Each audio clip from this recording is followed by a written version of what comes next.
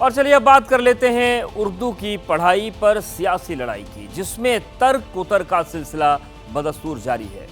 दरअसल सीएम योगी आदित्यनाथ ने अपनी बातों को जिन शब्दों में कहा उस पर हंगामा हो गया, लेकिन उर्दू कोई यूपी तक तो सीमित नहीं है। हैदराबाद में एआईएमआईएम के चीफ असदुद्दीन ओवैसी ने इसे लेकर सीएम योगी के खिलाफ एक तकरीर कर डाली और बहस को नेशनल बना दिया।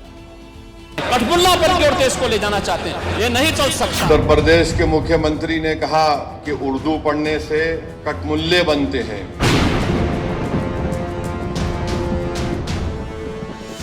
52 साल के योगी आदित्यनाथ और 55 साल के असदुद्दीन ओवैसी में विचारधारा के लिहाज से 36 का आंकड़ा है।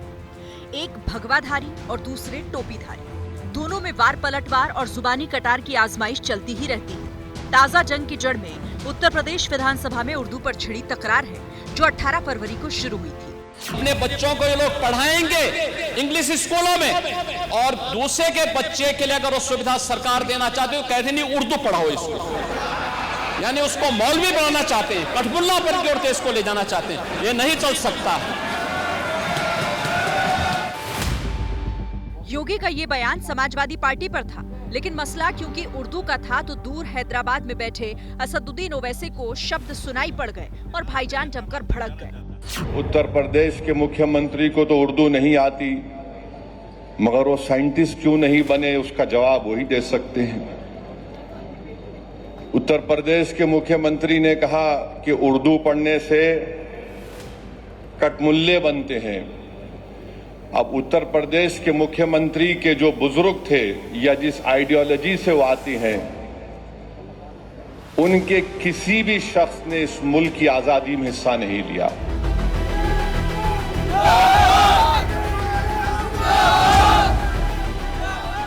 ऑल इंडिया मजलिस-ए इत्तेहाद उल मुस्लिमीन यानी एआईएमआईएम के 67वें स्थापना दिवस का जलसा था।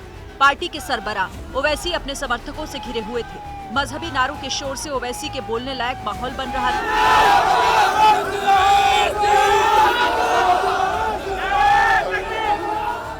और इसके बाद ओवैसी साहब ने तकरीर शुरू की तो बहुत जल्दी पॉइंट पर यानी योगी और उर्दू पर आ गए। ये गोरखपुर से आती हैं और उसी गोरखपुर से रघुपति साहेब फराख भी आते हैं।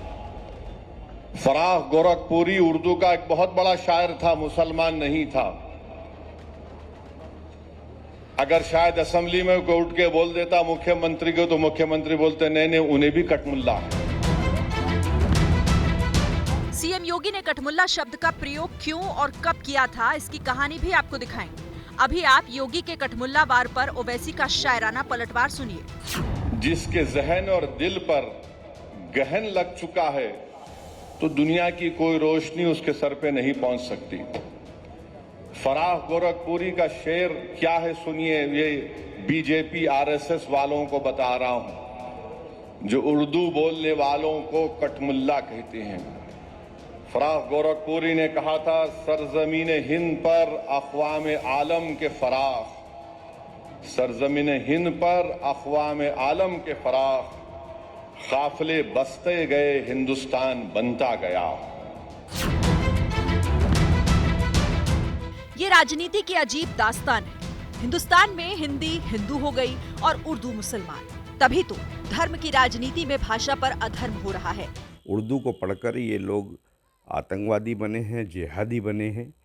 इन लोगों को ये उनका पागलपन है। अगर उनको कुछ चांद तारे देखने हैं या साइंटिस्ट के बारे में जानना है, साइंस के बारे में जानना है, तो वो यहाँ आए, उनको पता चल जाएगा। यूपी में आए और आकर के देखें।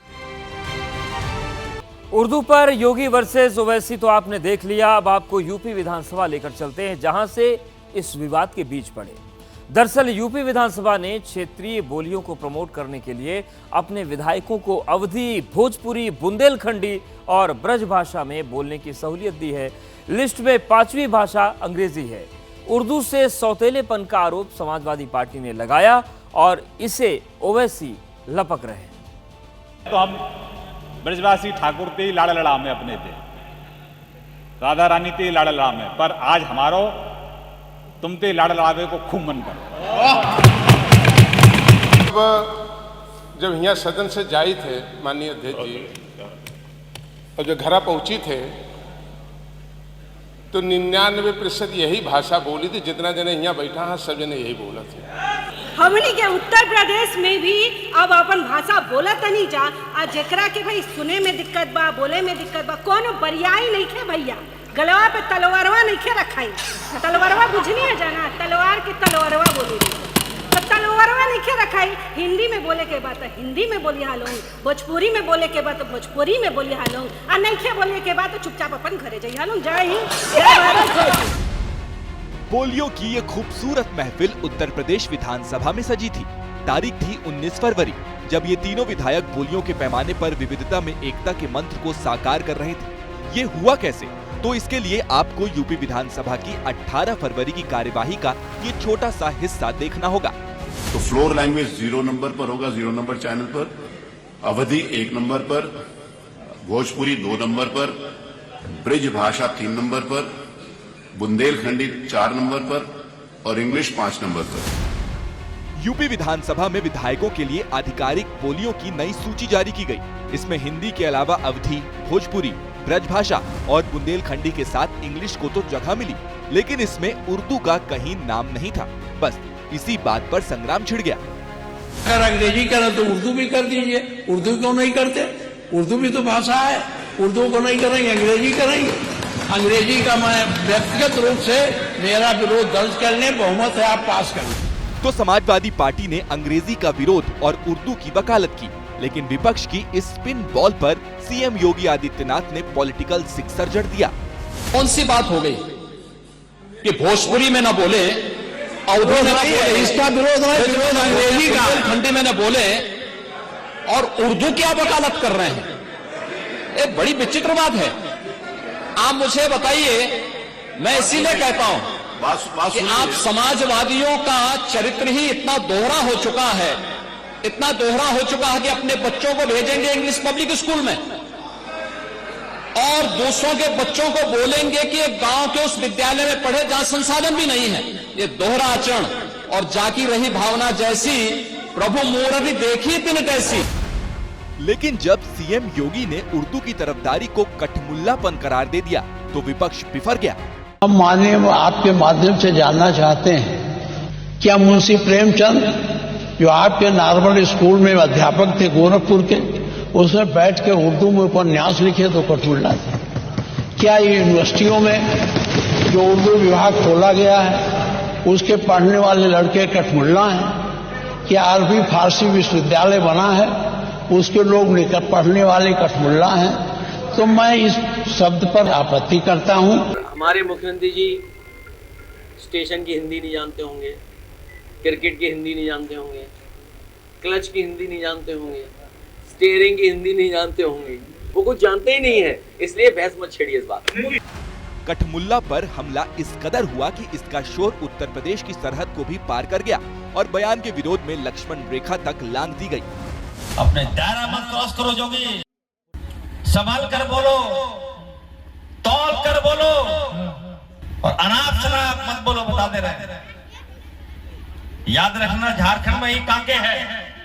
जी जी बिल्कुल। ज्यादा बोलोगे, गबड़ाओगे तो कांके में हम भर देंगे। क्या बात, पागल खाना है कांके, याद रखना। उत्तर प्रदेश उठा के लाके कांके में हम भर्ती कर देंगे तुमको। उर्दू से नहीं टकराना। सीएम योगी को जिस बेहुदापन और जिस अक्खड़ भाषा में ये जवाब दिया गया है उसे ठीक नहीं कहा जा सकता, लेकिन ठीक तो उर्दू को कठमुल्लापन से जोड़ना भी नहीं है, क्योंकि कठमुल्लापन का अर्थ होता है कट्टरपंथ। साहित्य और दर्शन बताता है कि भाषा कोई भी पूरी नहीं होती, बशर्ते अच्छे भाव से बोली गई हो।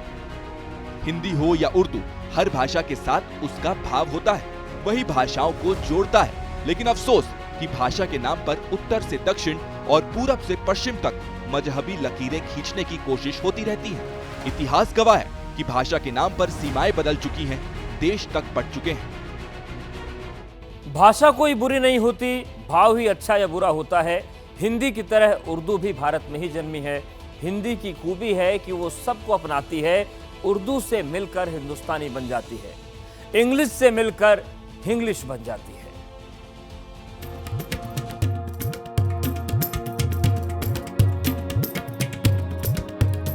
वैसे तो ये मंच सूफी संगीत का था, लेकिन बिना किसी उर्दू के सूफीवाद अधूरा है। ऐसे में इस महफिल से प्रधानमंत्री मोदी की कही बातें भाषा के नाम पर फसाद करने वालों को सीधा संदेश है। उपनिषद, जिसे संस्कृत में एकम सत विप्राहा बहुधा वदंती कहते थे, हजरत निजामुद्दीन औलिया ने वही बात हर कौम रास्त राहे दिने व किबला गाहे जैसे सूफी गीत गाकर कही। अलग अलग भाषा, शैली और शब्द, लेकिन संदेश वही। दिल्ली में 25वां जहान खुसरो महोत्सव शुरू हुआ तो इसमें पीएम मोदी ने भी शिरकत की और भारत की भाषाई विरासत और विविधता की अमीरी पर रोशनी डाली। जहान खुसरो के इस आयोजन में एक अलग खुशबू है। ये खुशबू हिंदुस्तान की मिट्टी की है। वो हिंदुस्तान जिसकी तुलना हजरत अमीर खुसरो ने जन्नत से की थी।